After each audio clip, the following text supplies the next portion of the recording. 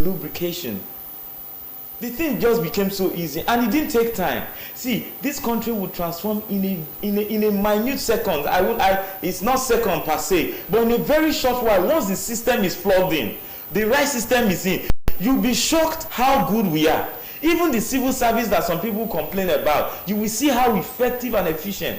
It takes all of us to do that. Not even the youth, but we must champion it because we have the energy, we have the capacity, we have the competence, we have the time, we have the ability to go out there to withstand stress. So I'm calling on you to really wake up because the future is ours. The future is ours, and that future begins now. Otherwise, we'll keep telling this story that we are the leaders of tomorrow. All right. We are the leaders of today. We'll come back to that. Thank you very much. Thank You've taken you, us through a long narrative. You talked about hinging your discourse on leadership, election, and governance. However, let me come back to you. Let's look at the issues of youth engagement generally as it concerns leadership, as it concerns elections. But let's first of all look at education as it concerns and affects youth. Okay, and this is the main reason why I founded this initiative, the Martins Empowerment Foundation, because I came to the realization that my generation have failed ourselves. So it's high time we look at the upcoming generation and try to build them. Now, my generation believe that education is a scam. And I always tell these teenagers, education is not a guarantee that you're going to be successful. It is just a stepping stone to success. If you have a skill, education will help you to enhance your skill. Now, we have to come back to the days of our fathers where they did believe in education. Our generation have debunked the power of education, and now that is why we are indulging in cybercrime. We need to awake back our educational system. And I always say this, I'm a realist, and I don't put my mind based on this government because the government have failed us. And we should ask ourselves, how are we going to navigate around the government since the government have failed us? Like Machiavelli once said, he said in his book, The Prince, he said it is better for a prince to be feared than to be loved. And that is the system of government Nigeria is going through. The president, the government and all of that, they want to instill fear in us. They do not want us to, they don't care about the love. They care about you being scared of them. And now we should know that we as a person can wake back the educational level. Why? How are we going to do that? We have philanthropists. We should not sit and wait for the government to fund education. You have a philanthropist, invest in education. I went to Abia and I saw the educational system. It's poor, it's bad. You mean the infrastructure? Yes, it's bad. They don't even have a lab system. And now you're telling me that I asked most of them, they want to be a medical doctor. How can you be a medical doctor when you don't even have a lab? How can you be a biochemist when you don't have a lab? These are things that I awake the philanthropists to wake up and invest in it. We should not wait for the government. The government have their own problems. But if you're a philanthropist and you care about the betterment, because I always say this, you have to secure your own children. Because if you think, sending your children abroad to have good education and you don't care about this food, your children will come back. And when they come back, they're going to face the illiterates that are in the system. So we need to bring back education. And through education, I believe we are going to have good leaders, good future leaders, because we don't have philosophers that are ruling us. We don't. We have people with myopic minds that are ruling us. So we need to awaken the educational system in Nigeria. Okay. Thank you. Thank you very much, Areva. Okay, so let's come back to you. She's talked much about education. Beyond the infrastructure development in the education system in Nigeria, let's look at how well Nigerian youth are fared in education. How can you rate their performance in education so far? You see, the problem with our system is that the system is rigged. I want to use Trump's language because of the fact that the elites believe that we can't really achieve success here. We can't make it here. What's the point? Even they know. Let me bring you back a little. Before some decades where we are now. Before some few decades, education wasn't really looked at like that in Nigeria. You know, people believed, or some decades way back, they believed strongly in Nigeria education. When did it change, and what actually happened? See, once a system is bad, once one side is bad, it gets to affect the others. Now, our education system went bad. It's not as if our people started traveling abroad today, because the mission were giving us scholarships. A lot of people studied abroad, and they have seen that those who go abroad and come back, they take over the system. They just enjoy the system. It's not as if they are bringing those things they've learned abroad into our own to make ours better. So over time, the elites have found out that this system here doesn't work. Oh, let's go there. And what's the essence of building a home you will not live in? That's the feedback we get. They know that they are not going to be here, so they are not interested. However, where you are going to, people built it. In fact, I was shocked the first time I stepped out of the country to land in a university. Then I've gone to Nsukka, Nigerian university now. And then I went to that country's university, like university of this country. And I saw white men playing volleyball there and all of that. I said, wow, this is interesting. When are we going to have them come to our place to study? This is an African country. That's why I'm making the reference. But you know, before now, that used to happen, right? So what happened? Because we've always attached importance to other people's things, to foreign things. Even as an author, I have gone to a bookshop where they say it's foreign books we sell here. I say foreign books, but can you play some of those contests in our own local contest? Because somebody can tell you borrowing is good in America, you can borrow, but here can you access the money when you are just starting? So there are some contests that are not applicable here, such that you don't have to depend on what you see outside. We have to dig deep in our locality and find what suits us. Even in terms of governance, we have to find a middle ground between the Western democracy and African democracy, because we're not copying right, and there is no way we're going to copy right, because our system ab initio is spoiled, and all of the tiers of government, you can't really bank on anyone. Even our learned fellows are into the same corruption as the politicians. In fact, you cannot distinguish between the learned fellows and the politician. As it stands today, you can't distinguish between a legislator, an executive, and a judiciary. All of them are merged into one. You know, they are singing songs of On Your Mandate We Stand. Okay. Even though our legal people may not go there to sing the song. But you see, it tells us that we're not really separating powers and doing what we're supposed to do as a people in a particular area. And see, Chika, we'll come back to you. Let's just talk with Oreva for a few moments. How would you rate the Nigerian youth as it concerns education? Do you think the Nigerian youth have thrived in education or no? I think I would say 50-50.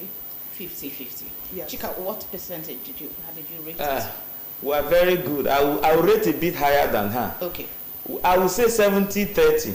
Because we study without fun, without lie, and we do well. When we go abroad, we take first class. The 70 to us, the students, the pupil, the students, not the government. 30 to the government and the system, who are giving us old curriculum. I just wanted you to and it doesn't give us fit your into percentage. The new. It's fine. You have given us. Okay, Reva, let's continue from there. You said 50-50. Yes. How would you explain it?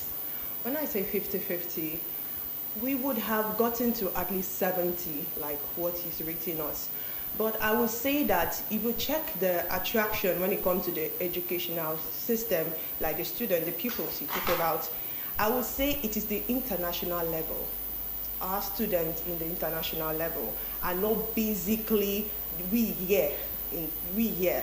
And I would say the fact that if you go to school, you find out that people are not really going to school because they love education. Now, people are going to school because of the system. The system makes us believe that once you get a certificate, you can secure a job. And not giving all this mindset that it's not all about just acquiring the certificate. It's all about you understanding what you're taught in school. And now you find out that people in the international level education, our Nigerians at school over there, they are committed because they know that over there it's not all about the certificate, it's all about what you are learned over there. And when it comes to the 50, I can say that some governors have tried in investing in education. They've really tried. When it comes to Oborori administration, he have really tried when it comes to enhancing the educational standard of Nigeria. And you can see the competition that our Deltans went and they won and they made us proud. So I would say it's 50-50, the fact that we can get to 70% if we over here in Nigeria come to a realization that certificate is not the paramount thing, it's the knowledge that's important. The knowledge is important. Let's move it a bit higher. Let's look at the role of youth in digital innovation. How would you say the Nigerian youth have fared in digital innovation so far? Well, we're doing so well, fantastically. In fact, we're very good at what we do. Just give us the platform. Okay. Now you see a lot of us who are succeeding. In fact, most people are not into Yahoo, most youths. They're doing digital businesses, design, content creation. And like I said, we are gifted. Once we are committed to something and we see it working, we even recruit people without due process. That's just tell your friends. And so digitally we're doing well. We're learning a lot. A lot of you people now are going into it. And that's why I gave the young ones, the youth, because I'm still young, very young for that matter, 70%. Some of us were still studying under 50 years curriculum. Government have not even changed anything.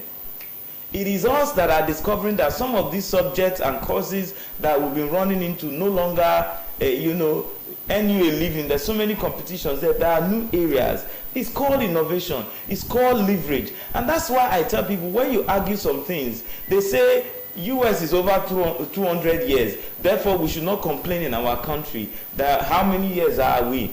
But in the Gen age, in the new age, we talk about leverage, we talk about innovation. What are existing already that you can leverage on? We can leverage on technology, and we're leveraging already. Okay. So the Nigerian youths are doing well in this area, very, very well. And I encourage young people, go into digital education, cyber security, and the rest of them. It's an area that pays highly. It's an area that pays highly. And you don't have to struggle and wait for this government. And we're not talking government because it helps you to survive. We're talking government because it enables the large population, the masses of the people to thrive. And if just a few is succeeding, it leads to crime. Okay. That is why we're preaching that government will have to stand up. This time around, Chika is saying we should think about what government can do for the people, not what we can do for the government. Because what we've been doing for the government, they've been using us as thugs, they've been using us to come and do voting for them. And when they are done, they change their lines, they change the system, you can't reach them. Okay, the agenda manifestos are changed. So we've been doing a lot for our government. It's time for government to sit up. But Boriwori cannot change anything.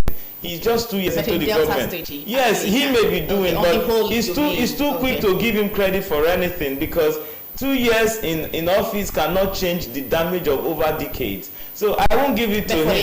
I won't give it to him. He should do more as though everything depends on education. That's what I want to tell government. If you actually want to argue this, look at what is done in the education system in Delta State, or the education sector. Look at the introduction or the total development, infrastructure development in technical colleges in Delta State. And of course, the establishment of new. Then of course, the universities, the polytechnics. Are they well funded?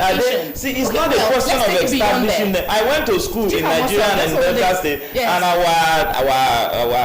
labs, that was there, our workshops. If you go today, it will shock you. Let's not talk about that. Let's leave that for now. We're still dwelling on innovation, digital innovation. To what extent would you say the Nigerian youth have actually made impact in that aspect? Because we hear so much about digital innovations, even the ones we do not meet, we hear about them either locally or the ones that are outside Nigeria doing great things in the digital world. Yeah. To what extent would you say Nigerians have actually moved, Nigerian youth in particular? We're moving very fast. Not you now. Let's talk with Oreva, because you're already charged now. Oreva, let's hear you. No, I would say that our youth are really impressing us. Okay. When it comes to content creating, when it comes to forest trading and all, we are doing well for ourselves. And we have come to the realization that, and we realize the power of internet now. Before we didn't see internet as a facility or a platform to create wealth. Okay. And now we've come to realize the power of internet. And now we are coming to embrace AI. And I always say this, AI is scary, but AI is here to stay. We can't fight AI. And also I say this, the way AI is going, it's going to create unemployment, because now they're going to be using the system, AI, to be doing the job of we humans. And I always encourage people, if you can learn how to use AI, learn it, embrace it, because AI is advancing every day. And I was happy when I saw online, I saw people going for training to learn how to use AI, solve issues. That is even happening right here in Delta Broadcasting Service, DBS Asaba. Yes, AI, artificial intelligence training is ongoing, So I'm really impressed with how we, the youth, are coming to embrace the power of AI. And we are not having that myopic mindset of debunking AI.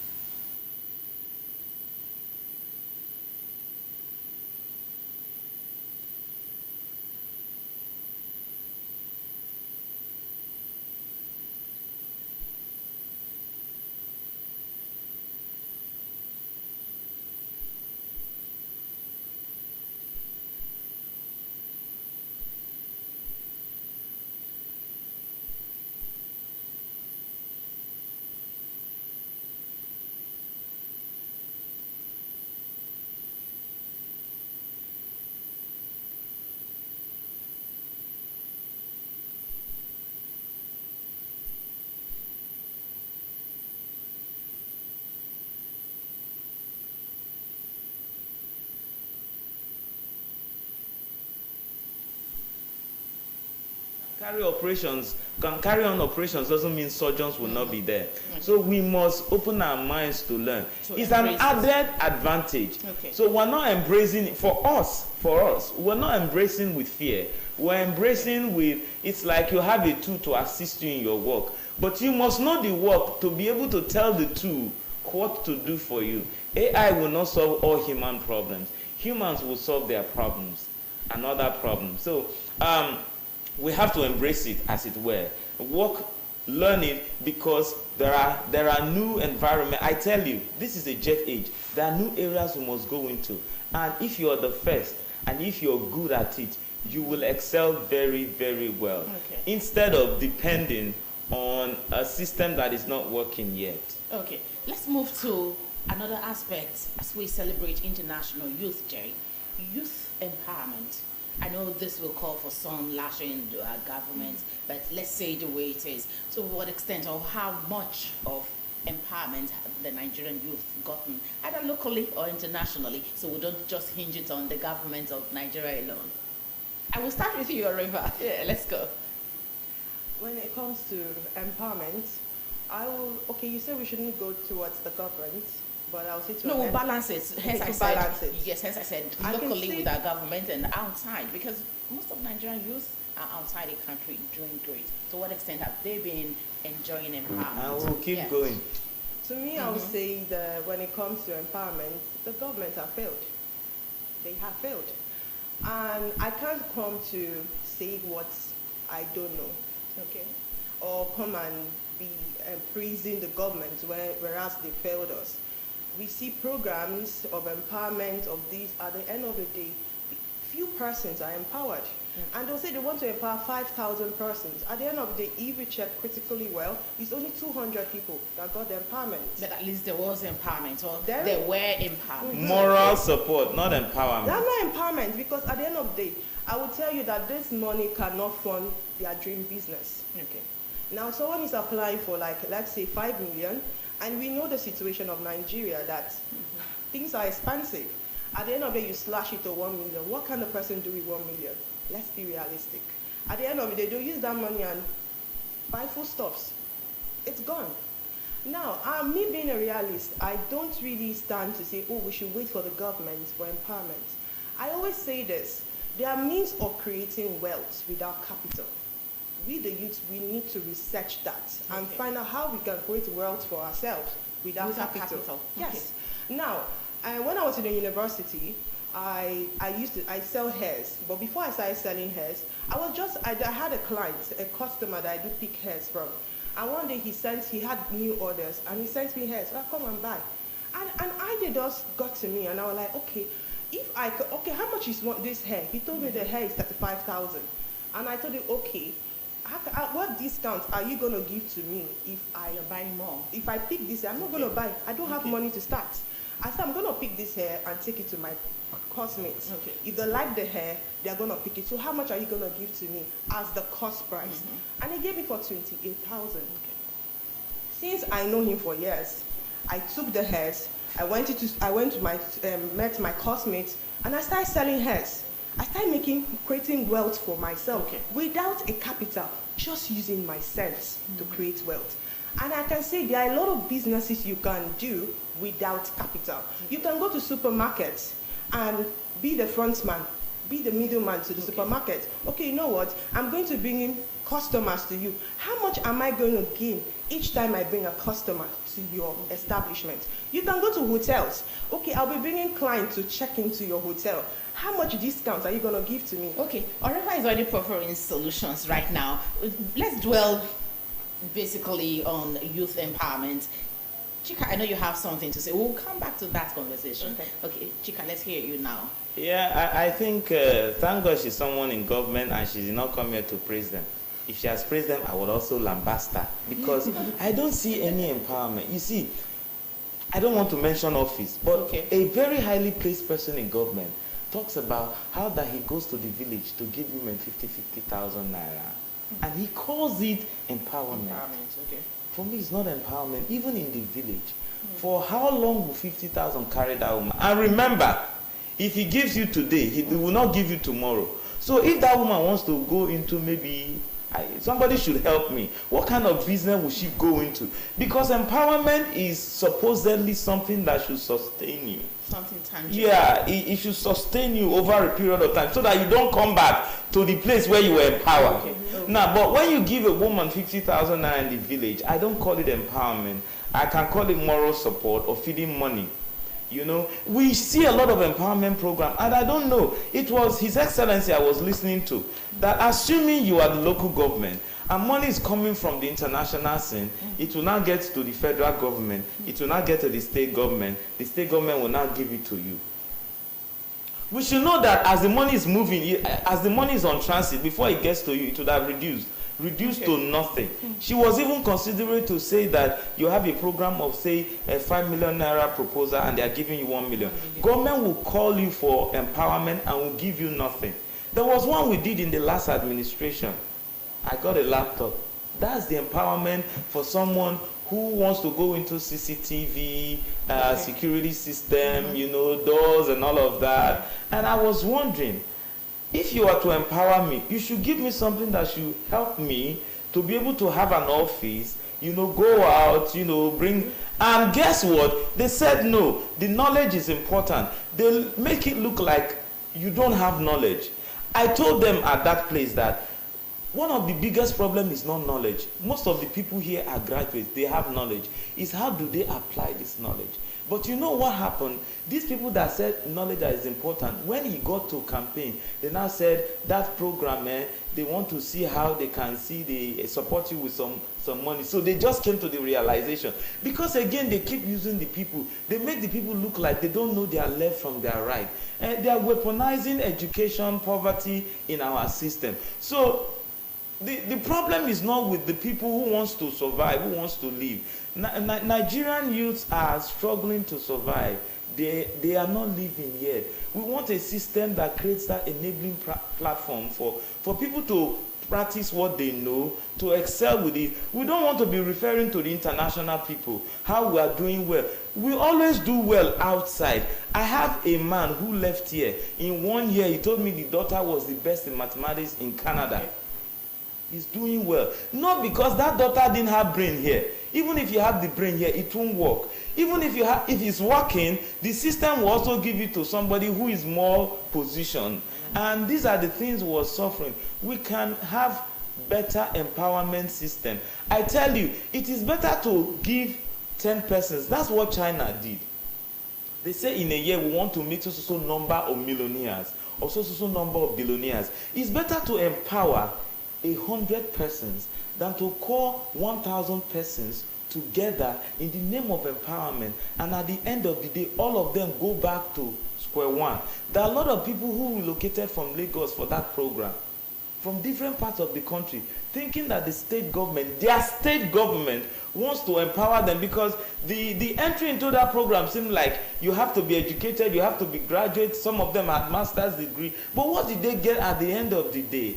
It's something. Is it laptop that I've been looking for? I already had one, but I had to take it because that's what came after the 3 months of training and all of those things, and you can't practice because some of us want to go into different areas. That we learned how to fix bulb, how to fix camera, doesn't mean all of us should go there. Some people should be into supplying, into, importing and all of that. That's what empowerment. That at the end of the day, if I leave the empowerment program, I'm really giving power to succeed, because that's empowerment, to be given power to succeed, to also be able to empower others, not for jamborees, for news sake, and do government program, and they will spend billions for. In fact, they protested before the empowerment came. Chikamoso, I knew you were ready. I knew you were ready for this part of it. But let's move on. Let's look at the Nigerian youth involvement in nation building.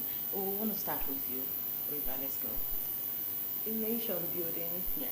Have we fared well? Have we actually been involved in building Nigeria, making Nigeria better than what it was or where it used to be? Truthfully speaking, I would say no. No. How would you say that? And why I say that is that the typical Nigerian youth have given up on Nigeria. They've given up on the system. I like it when you say the typical Nigerian youth. And they feel that the system has failed them, so there's no need fighting for the system. Now, when you look into 2023 election, you saw the tenacity in the youth. They came out and they said they want Peter Obi, and they fought for it. At the end of the day, what happened? Their voice was not heard. And you see a lot of them saying that this next upcoming 2027 election, they're not going to be involved. They don't care who wants rule, make it rule. Now, you find out that now the typical Nigeria, you think about themselves now. You don't think about the image of the country. It's all about surviving. So I would say no, we have not gotten to that level. And you see this lady, I forgot her, is it Kemi, in America, who publicly debunked the fact that she's a Nigerian. And you are bearing a Yoruba name that speaks well that you are a Nigerian. And she said a whole lot of things about Nigeria. That is the youth we have now. The youth are not proud to be Nigerians. I would like to read this to you now, since you've made reference to Kemi Badmont, right? This article says, Nigerian youth are increasingly recognized as vital to the country's development, yet they face significant challenges like unemployment and limited opportunities. Efforts to empower them through education, skill acquisition, and entrepreneurship are crucial for sustainable progress. Chikamoso, you want to take up this conversation? Yeah, when I was going through the theme for this year, I heard about nation building, peace building. Prior to this time, we are into criminology and security studies. We began by talking about peacemaking, where you start negotiations, mediations to make parties to agree. And then we evolved to a stage where we now talk about peacekeeping. You now bring in soldiers to enforce the negotiations and mediation, that you keep to the rules, she keeps to the rules, and we're going. And after some time, this peacekeeping mission can go, and then we return back to where we're coming from. But as time evolved, we now moved into peacekeeping. That there is a need, though, after this negotiation and making sure everybody keeps to the rule, that there is a system that controls everybody, that by default, you just do the needful, so that this peace will keep growing. There's a need to talk about nation building, not just to get involved in politics, in electioneering campaigns and all of that. Because, she answered no. And I would tend to agree with that no. Because most times, we are just used and dumped because we don't know our place. That's why I said again that we should take education of our nation as though it's the only thing that we That need exists. Okay. to survive. Because when the mind is enlarged, when we're exposed, when you get to a new horizon, you can't afford to come down low. That's one thing opening of the mind does. Okay. So we need to open our minds, but we have to sustain it. So in terms of our program and nation building, we have not fared well. And we have not fared well for various reasons. Our education is poor. I'm not saying our certification is good. Yeah. You know, we are educated, we want to be certified to be qualified, but it's not what builds nation. Right. We have to know what our nation needs, the areas we have to play, and then we sustain that momentum. P2B came. Okay, In so fact, I'm telling people that in 2027, so we don't repeat ourselves. they should not take our election to the court. Don't worry. If they don't declare it, we we will fight it there. Don't worry. When the time comes, we'll address that. Let's start addressing the issues as we wrap up. What will be your advice to the Nigerian youth and to the leaders? Okay, to the Nigerian youth, Yes. the most important thing is believing in yourself. Okay. We know that we are hurt by the government and the government have failed us. But we should realize that Nigeria belongs to us and we are the future of Nigeria. All these elites that are ruling us, they will go and will be the one that will take over. So what innovative idea do you have if this leadership falls into your hands? And when it comes to the leaders, I don't really know what to say, sincerely speaking. Because So we'll leave it at we've that. said a lot. Okay. I will quickly, let me thank you very much for actually addressing these issues. But I will quickly read an article. A great mind, a Nigerian, actually wrote praising Nigerian youth. This article is titled International Youth Day by Kennedy Kama, as he salutes the Nigerian youth. He says, the talent of the Nigerian youth enrich our culture, their courage inspires progress, and their awareness of political responsibility is reshaping our democratic process. Gone are the days when young Nigerians were indifferent to elections. Today, they are informed, engaged, and determined to break the cycle of poor leadership. I want to take this as our take home this afternoon as we wrap up the faculty on International Youth Day. But before we do that, one last word from our panelists. Over to you, Chika. Yeah, in this new age, we must match wisdom with wisdom, money with money, power with power, courage with courage. They say we're going to take over. No, the elites are preparing their children to take over. So you have to be exceptionally good and determined. Yeah. Nothing good comes to you. You go for it. Let's be determined. Thank you. Ariva, your last word. Okay, just what he's just said about the elites is true because their children will take over. At the end of the day, when the children take over, we are going to be the one that will be the slave to the slave masters. And it's high time we break out from the chain of slavery and have a voice for ourselves because we've lost our voice. That is heart-rending. We'll end up being slaves to the slave masters. So touching. Well, it is on this note we'll wrap up the faculty this afternoon, which actually talked about the International Youth Day, focusing our attention on the Nigerian youth and how far we have fared in nation building, in developing ourselves, and the way forward for the Nigerian youth. We must thank you, Chika Omoso, for coming. Thank and you, then, of Ma. course, Thank you. Oliver Godwin. Thank you so much. Well, another edition of The Faculty returns right here on Delta Television. Until we make a comeback, do have yourself a beautiful afternoon. Always remember, you, the Nigerian youth, you have a very significant role to play in developing Nigeria. My name is Onome Iyarowe. Bye for now.